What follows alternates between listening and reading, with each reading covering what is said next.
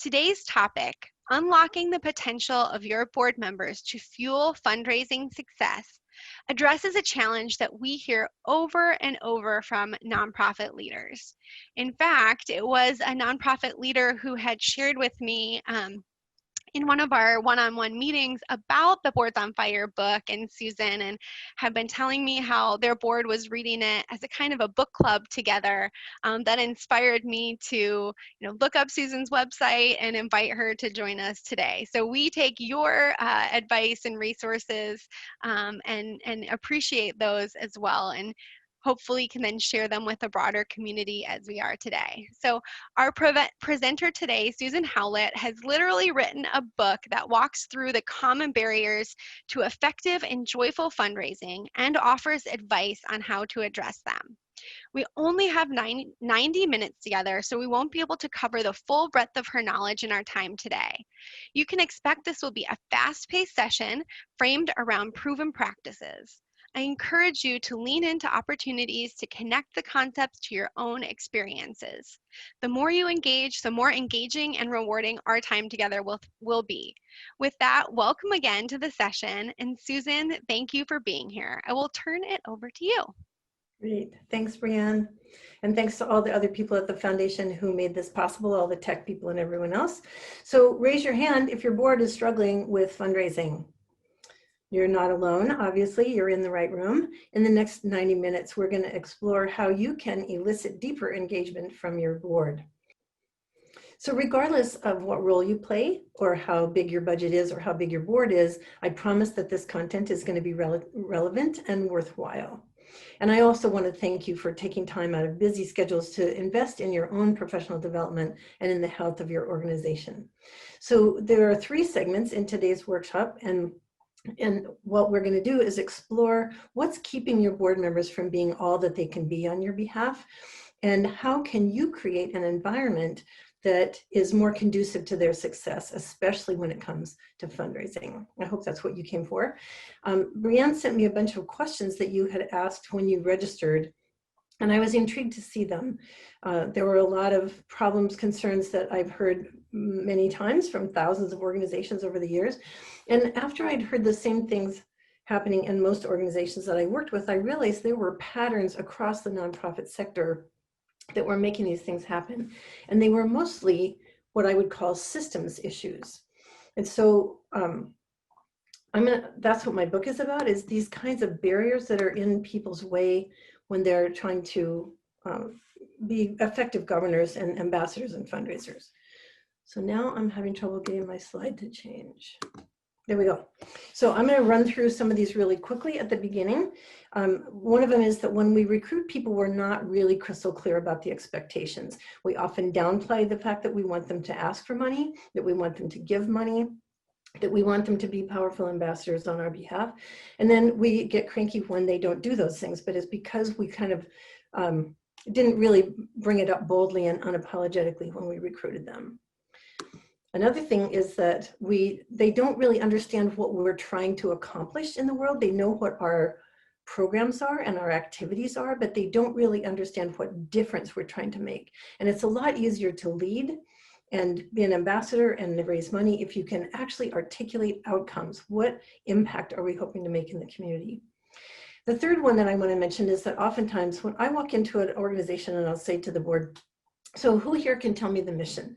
And they kind of ramble on with things that are sort of relevant, but not really right on the number. And it makes me kind of worried about an organization where the board can't just nail the mission as soon as they are asked, because we need them to understand the mission so that they can use it to make decisions in the middle of a controversy.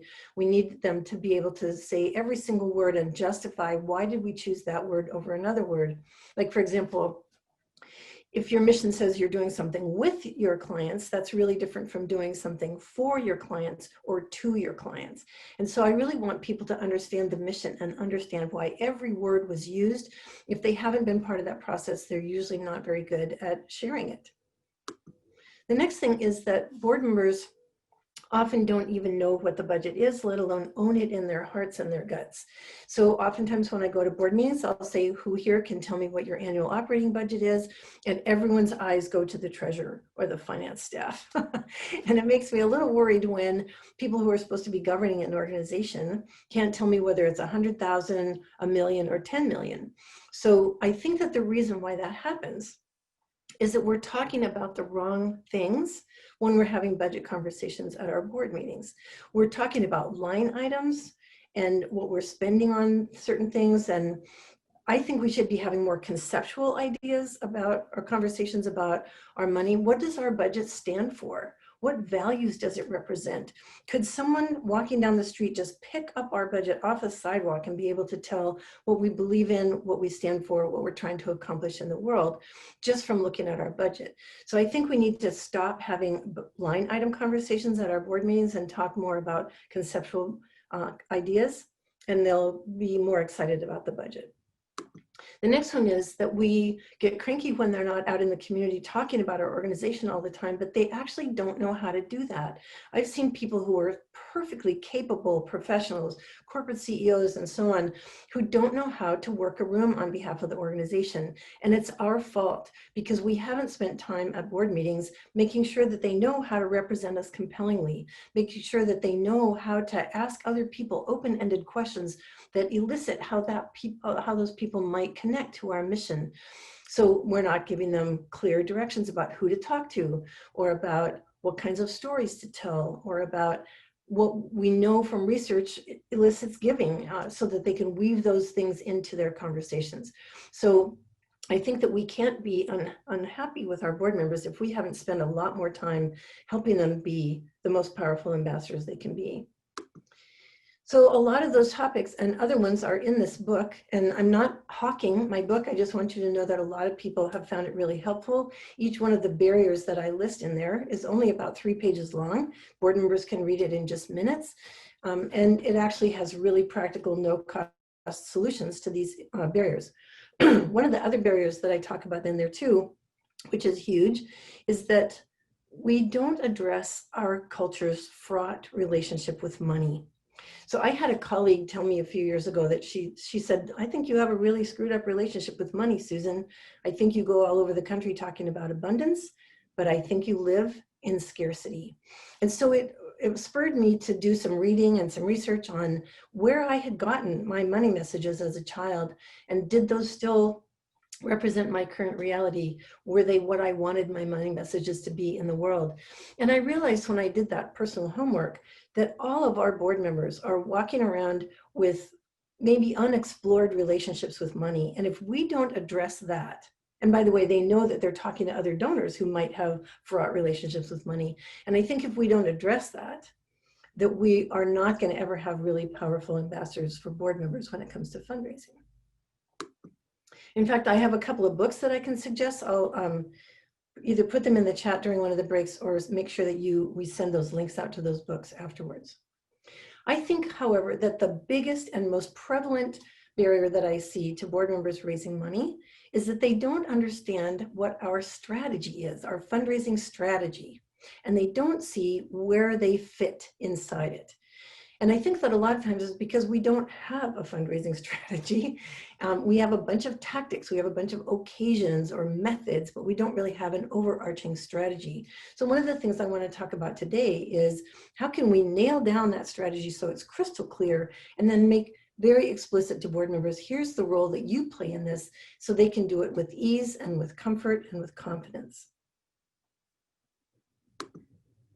I think one of the problems is that we're asking people to do the wrong things. When you look at our strategies, I over and over see that we're asking them to do things that actually don't make sense.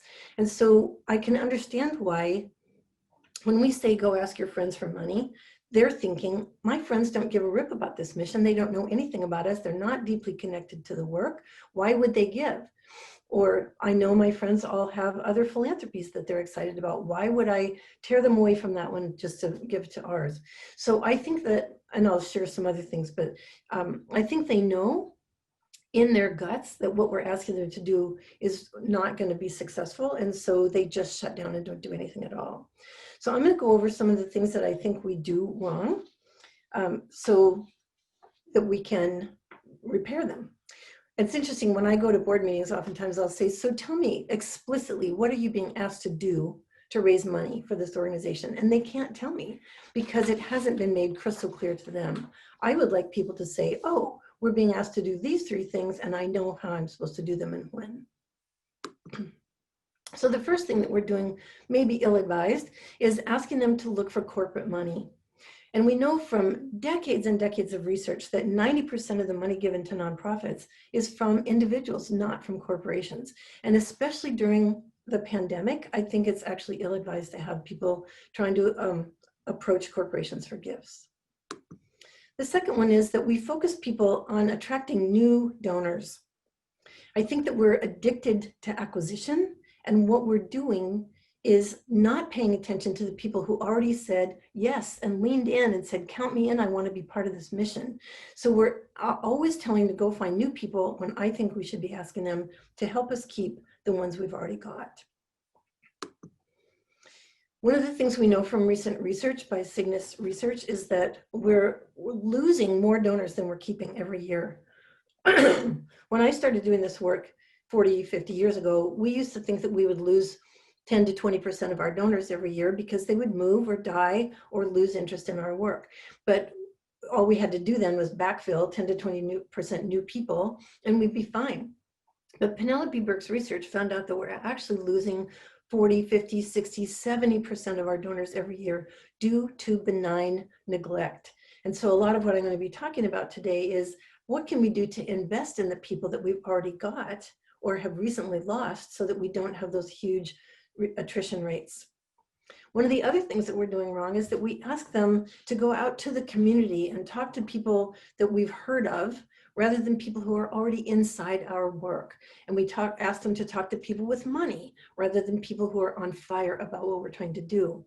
So I use myself as an example. I don't have a lot of money, but I am a kick-ass fundraiser for the organizations that I'm lit up about. And so I think we need to focus our board members not on the community, not on rich people, but on people who have already indicated that they care about this work somehow and are excited about this mission. So if you look at this donor pyramid, I'm sure you've all seen a donor pyramid. It means we've got a lot more donors at the bottom when the gift levels are small. And as the gift levels go up to the top, we have fewer and fewer donors at each tier. Well, when we ask our board members to go find new people don't come in at $10,000 or $20,000. They come in down at the bottom with what we call test gifts. So we're asking board members to spend a lot of energy and resources inviting people into the organization who are not going to give us very much money. Where if they spent more time and attention at the top of that pyramid, sending a handwritten note, making a phone call, inviting people to something, they would get way more impact for their time and energy than if they're spending time at the bottom attracting new people. So I think our board is a precious commodity, a precious resource, and we need to focus them on the places where they can have the deepest impact, and that's usually at the top of the pyramid. So I want you to think for a second about who your key stakeholders are. Who is already part of your organization? And I want you to take a piece of paper out and write down who you think are the most important people that the board should be paying attention to, and think about it in terms of pods or prospect pools or something. So I like to think about the main ones being, your board, your staff, your volunteers, your current donors, and so on. So just jot down for a second who you think your key stakeholders are, who your best prospects are for the board to be paying attention to.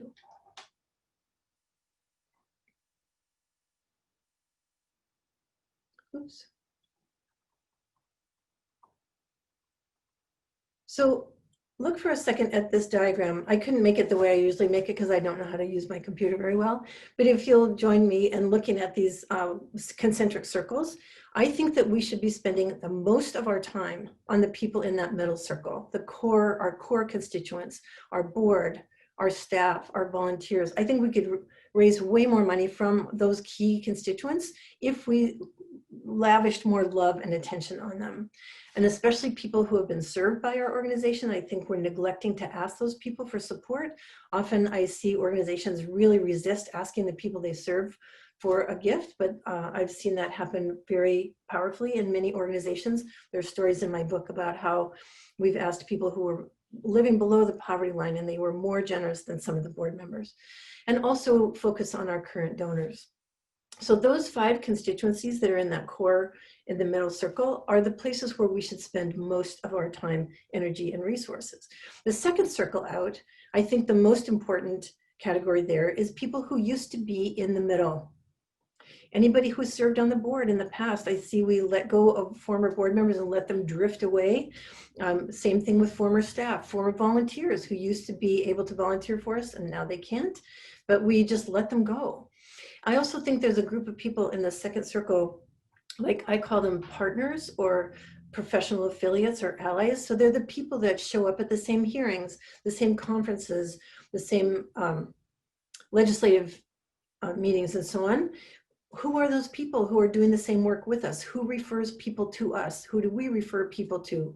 And think about people who already know who we are, already get what we do, already think we add value in the world. Those are people who need more attention from us than we're giving them. And also in that second circle is people who have been indirectly served. So maybe they haven't been a client or a beneficiary, but they have shown up at one of our free workshops or something. So there are a lot of people in that second circle that I think are safer for our board members to approach than y'all come community people or strangers or their friends. So I think that we should be focusing our board members on the people who already know the organization and already care about us. Because in my experience, if we build a fire under those people and make sure that they feel completely attended to and appreciated, they will go find our new people for us. So we shouldn't be using board energy on acquisition. We should be using board energy to keep the people who are in our tent, in our parade, and they'll go tell other people that they're having a great experience here. Another thing that I think we're doing wrong is that we focus our board members on methods that have incredibly high costs per dollar raised. So if we go back to this pyramid, we'll see that the gifts that come in at the bottom of the pyramid are usually in reaction to things that cost us a lot of money: direct mail, phone banking, email campaigns, events, especially events. They are the most expensive way there is to raise $1. And aren't we spending a lot of our energy asking board members to bring people to events? That is the most expensive thing there is to do. And so why aren't we focusing them at the top of the pyramid, where a little bit of attention is going to generate way more money from a major donor, and they may not even have to come to the event? Or if they come, they will give more because they've been attended to in the meantime. The last thing on this list is that we ask people, we were focusing on asking rather than deepening people's connection to our organization. And so, in fact, a lot of you in your registration thing questions said, I can't get them to ask, they're reluctant to ask, they don't know how to ask. And I'm like, stop asking them to ask people. It's not working. And it's because they don't feel safe. They know that they shouldn't be asking unless there is a relationship between that person and the organization's work. So I'm going to ask us to look at these things and see, are we doing some of these things because we are unwittingly creating barriers for our board members when we ask them to do things that are ill-advised?